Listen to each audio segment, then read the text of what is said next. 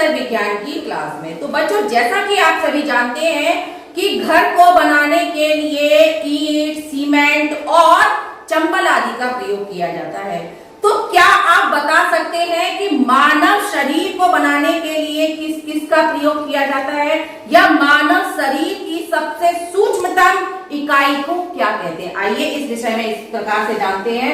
बच्चों, जैसे कि ईंटों से मिलकर एक दीवार का निर्माण होता है, और दीवार जब आपस में मिलती है तो एक कमरे का निर्माण करती है, और जब सभी कमरों को एक साथ मिला दिया जाता है तो एक घर का निर्माण होता है। ठीक इसी प्रकार से कोशिका से मिलकर टिश्यू का निर्माण होता है, जिसे कि हम ऊतक कहते हैं, और जब ये टिश्यू आपस में मिलते हैं तो एक अंग का निर्माण करते हैं, और जब ये अंग आपस में मिलते हैं तो एक अंग तंत्र बनाते हैं। और अंग तंत्र, जब सभी अंग तंत्र मानव शरीर में जितने भी अंग तंत्र पाए जाते हैं, जब ये एक साथ मिल जाते हैं तो ह्यूमन बॉडी मीन्स एक मानव शरीर का निर्माण करते हैं। तो बात करते हैं बच्चों हम कोशिका की। तो आज की क्लास बच्चों हमारी कोशिका से अंग तंत्र पर आधारित है। तो आइए चलते हैं आज की क्लास की तरफ। तो बच्चों, बात करते हैं हम कोशिका की कि कोशिका किसे कहते हैं। कोशिका को बच्चों सेल कहा जाता है, लेकिन सेल अंग्रेजी विषय में कहा जाता है। यदि हम बायोलॉजी की बात करें तो बायोलॉजी में कोशिका को साइटो कहा जाता है। क्या कहा जाता है? साइटो। और कोशिका का अध्ययन क्या कहा जाएगा? सिंपल सी बात, साइटोलॉजी। साइको नहीं, साइको मीन्स पागल, पागल नहीं है, क्या है? साइटो। तो कोशिका का अध्ययन क्या कहा जाएगा? साइटोलॉजी। सभी जीव में बच्चों बहुत छोटी छोटी कोशिकाएं होती है, और जितने भी हमारे संसार में जीव पाए जाते हैं वो सभी छोटी छोटी कोशिकाओं से मिलकर बने होते हैं। अब बात करते हैं कोशिका की खोज की। तो बच्चों, सबसे पहले 1665 ईस्वी में रॉबर्ट हुक ने मृत कोशिका की खोज की थी। इसीलिए रॉबर्ट हुक को फादर ऑफ साइटोलॉजी के नाम से भी जाना जाता है। उसके बाद बच्चों 1674 ईस्वी में एंटोनी वॉन ल्यूवेनहॉक ने जीवित कोशिका की खोज की। लेकिन असल मायने में यदि हम बात करें तो कोशिका के खोजकर्ता को रॉबर्ट हुक के नाम से ही जाना जाता है। तो बात करते हैं हम कोशिका के अध्ययन की, मीन्स साइटोलॉजी की। तो जर्मनी के एक वनस्पति वैज्ञानिक रहे जिनका क्या नाम था? MJ sliding. एक और वैज्ञानिक रहे, लेकिन वो कौन थे? जंतु वैज्ञानिक, जिनका पूरा नाम था थियोडोर स्वान।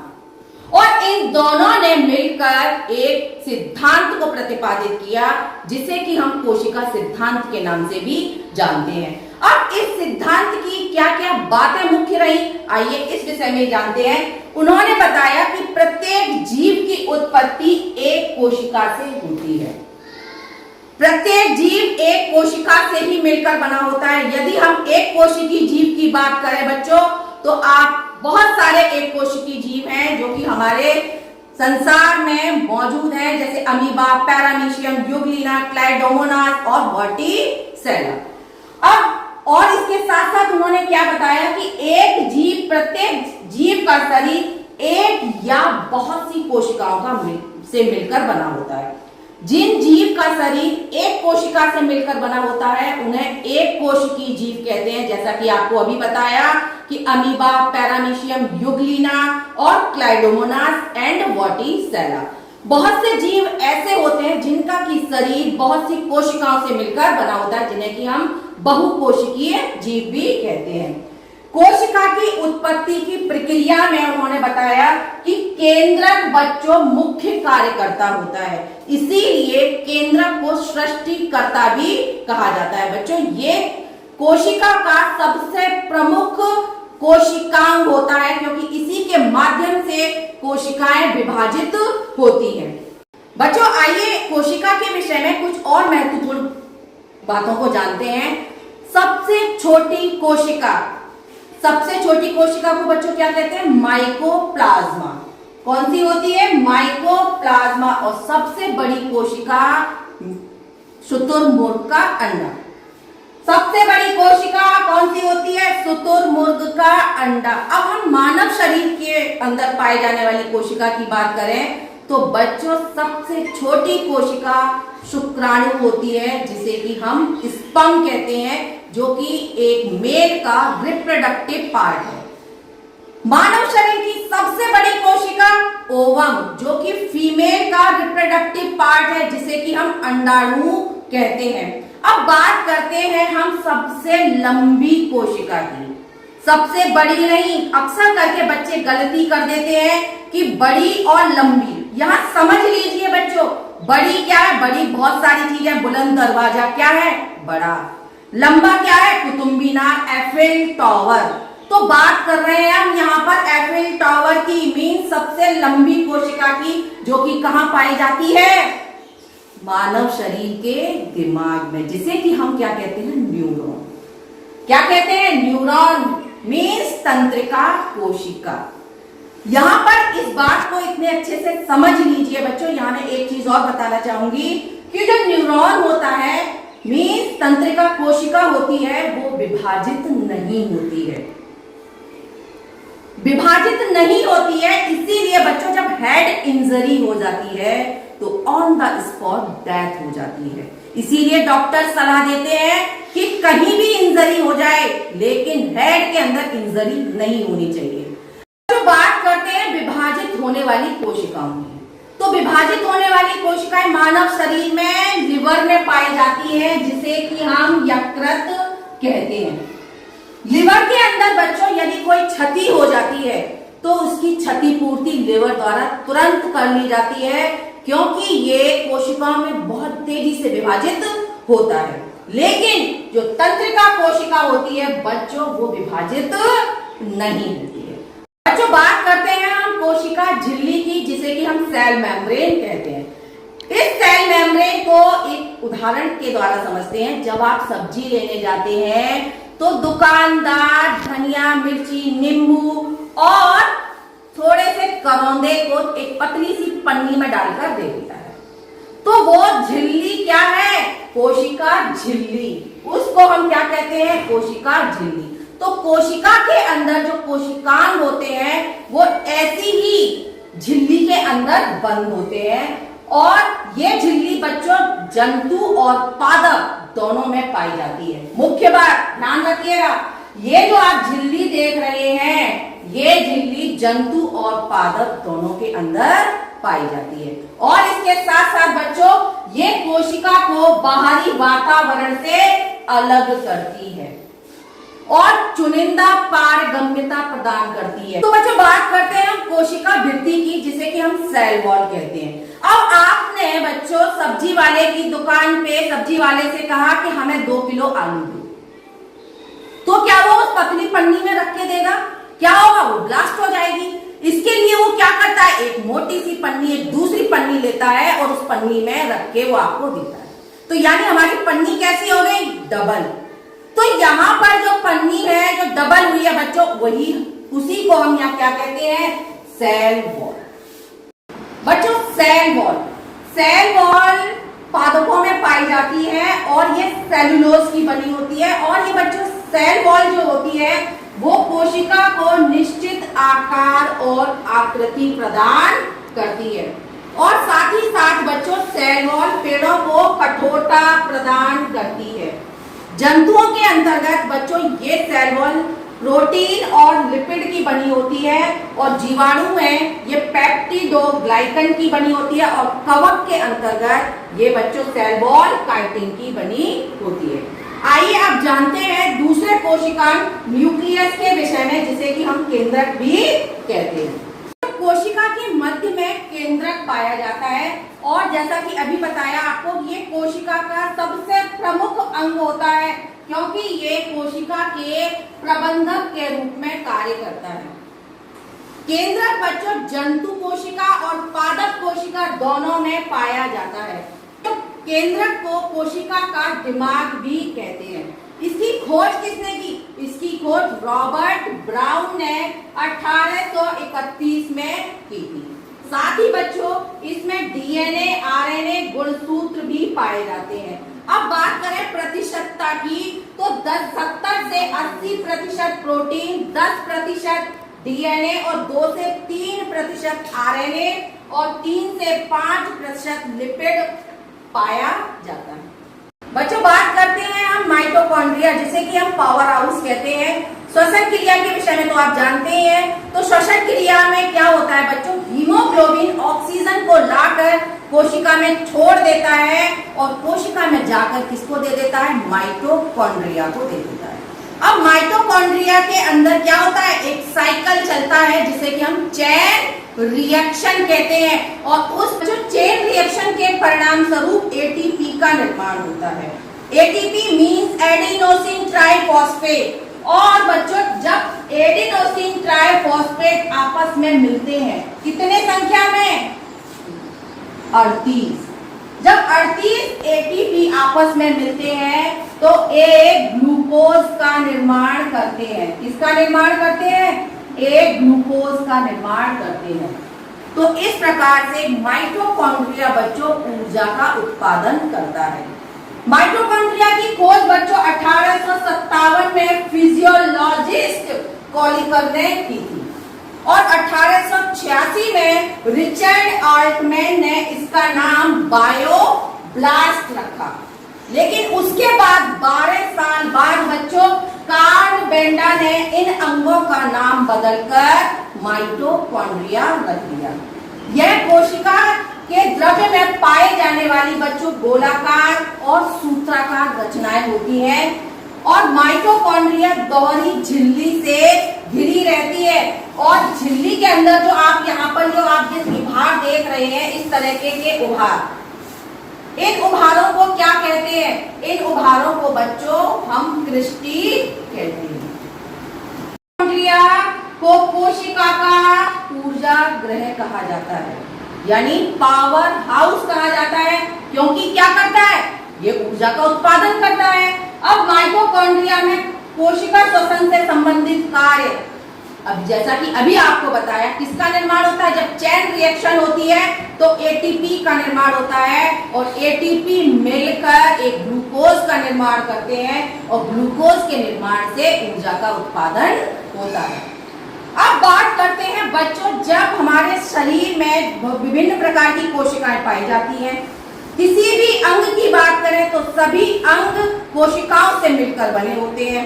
अब जैसे मैं यहाँ आपको पढ़ाने का कार्य कर रही हूँ, तो मेरी जीभ जो है किससे मिलकर बनी है, कोशिकाओं से मिलकर बनी है। यदि मैं इस अपने अंग जीभ के द्वारा लगातार इसी प्रकार से बोलती जाऊंगी तो क्या होगा, एक समय ये आएगा कि मेरी जीभ लड़खड़ाना शुरू कर देगी और क्या होगा, लड़खड़ाने के बाद बंद हो जाएगी, क्योंकि यहाँ पर जो ऊर्जा का उत्पादन हो रहा है वो तेजी से खर्च भी तो हो रहा है।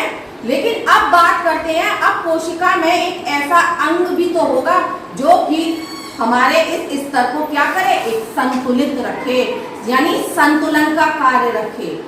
मीन्स जहां पर ऊर्जा बन रही है, ज्यादा ऊर्जा बन रही है, उस ऊर्जा को उठाकर जहां ज्यादा जरूरत है वहां पर उसे रख दे।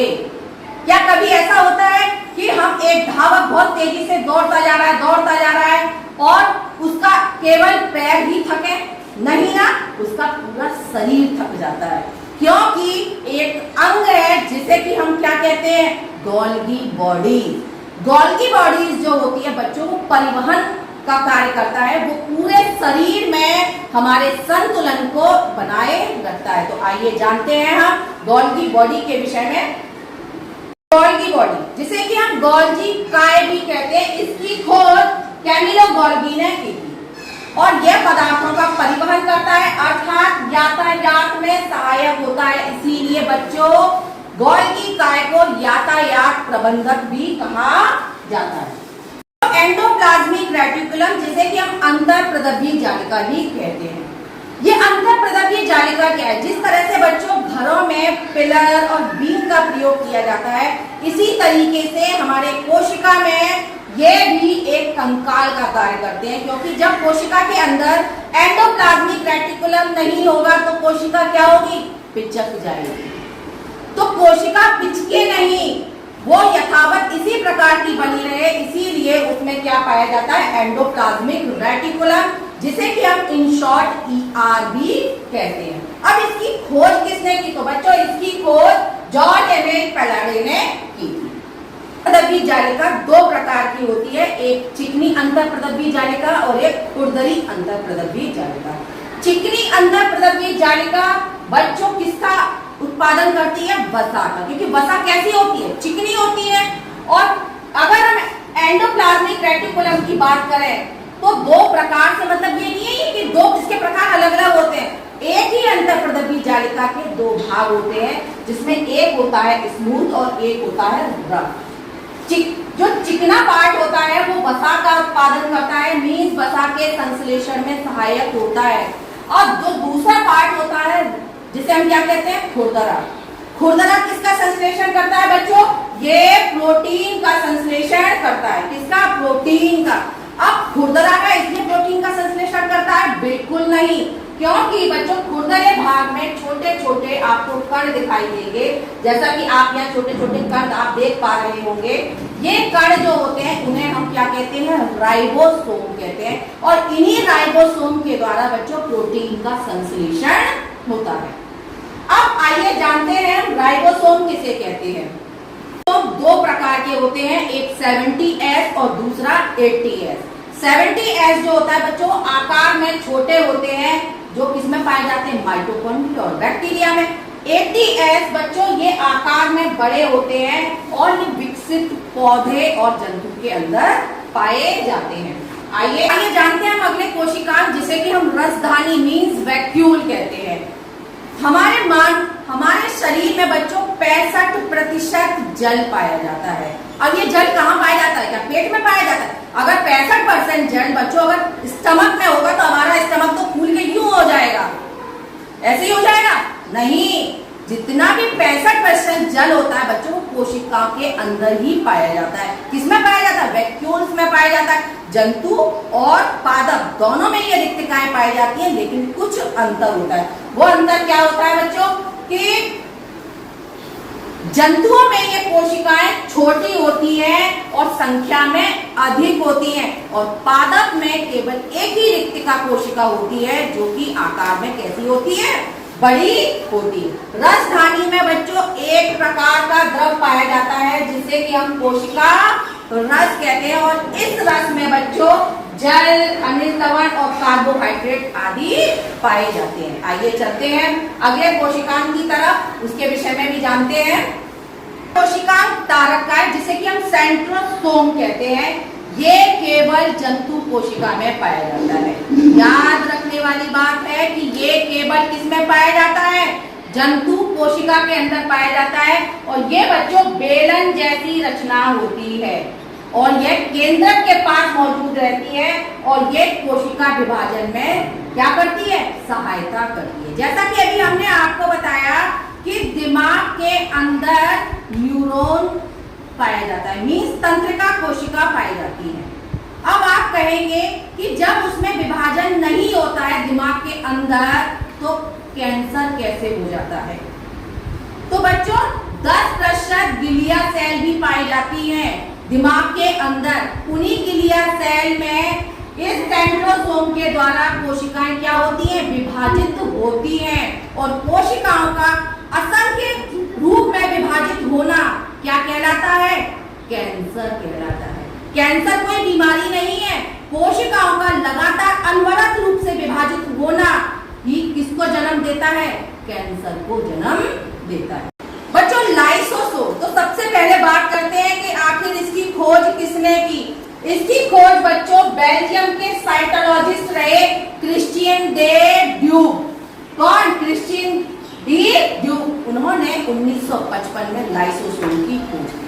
अब लाइसोसोम क्या करता है? कोशिका कोशिका के अंदर पाचन का कार्य करता है। अब आप ये कहेंगे कि ये पाचन कैसे करता है। लाइसोसोम बच्चों क्या करता है, यदि माइटोकॉन्ड्रिया काम नहीं कर रहा है, या सेंट्रोसोम कार्य नहीं कर रहा है, या न्यूक्लियस काम नहीं कर रहा है, या वैक्यूल काम नहीं कर रही है, तो ये अपने पास बुलाता है और कहता है क्यों माइटोकॉन्ड्रिया तुम काम नहीं कर रहे हो। तो ये झट से क्या करता है, एक अपना एंजाइम, जिसे हम क्या कहते हैं हाइड्रोलिटिक एंजाइम, उसके ऊपर छोड़ देता है, जिससे क्या होता है वो वहीं की वहीं खत्म हो जाता है और अपनी अकड़ भी उसकी कैसी हो जाती है, ढीली हो जाती है। तो लाइसोसोम बच्चों क्या करता है। अब आप कहेंगे कि अगर हमारी कोशिका, शरीर के अंदर कोई कोशिका डेड हो जाती है, तो वो जब डेड पड़ी रहेगी तो एक बीमारी को जन्म देगी, तो बीमारी का जन्म ना हो इसीलिए बच्चों जो लाइसोसोम है अपना एक महत्वपूर्ण रोल प्ले करता है, क्योंकि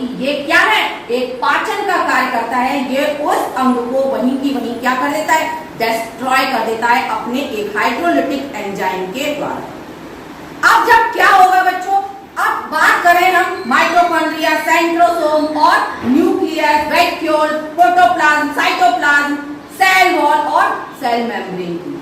अब इन्होंने एक यूनिटी बनाई और इन्होंने कहा कि हम तो बिल्कुल काम नहीं करेंगे। तो लाइसोसोम क्या करता है, अपने आप को ही क्या कर देता है, खत्म कर देता है। जब अपने आप को खत्म कर देता है तो क्या होता है, वो सेल पूरी तरीके से डैमेज हो जाती है। इसीलिए बच्चों इस लाइसोसोम को सुसाइड बैग भी कहा जाता है। क्या कहा जाता है, सुसाइड बैग कहा जाता है। बात करते हैं बच्चों पादप और जंतु कोशिका में पाए जाने वाले कोशिकांग की, कि पादप में और जंतु में कौन कौन से कोशिकांग कॉमन रूप से पाए जाते हैं और कुछ कोशिकांग ऐसे होते हैं जो कि बिल्कुल कैसे होते हैं, एक दूसरे से भिन्न होते हैं। तो बात करें हम राइबोसोम, हमने जाना कि राइबोसोम जंतु और पादप दोनों में पाया जाता है। एंडोप्लाज्मिक रेटिकुलम तो ये कंकाल का कार्य करता है, इसके बिना तो कोशिका हमारी बिल्कुल उसका अस्तित्व नहीं है, वो तो पिचक जाएगी, इसलिए दोनों में पाया जाता है। प्लाज्मा मेम्ब्रेन दोनों में पाई जाती है। भाई सब्जी लेने तो हम पहली बार सब्जी लेने जाएंगे तो एक पन्नी में ही तो लाएंगे।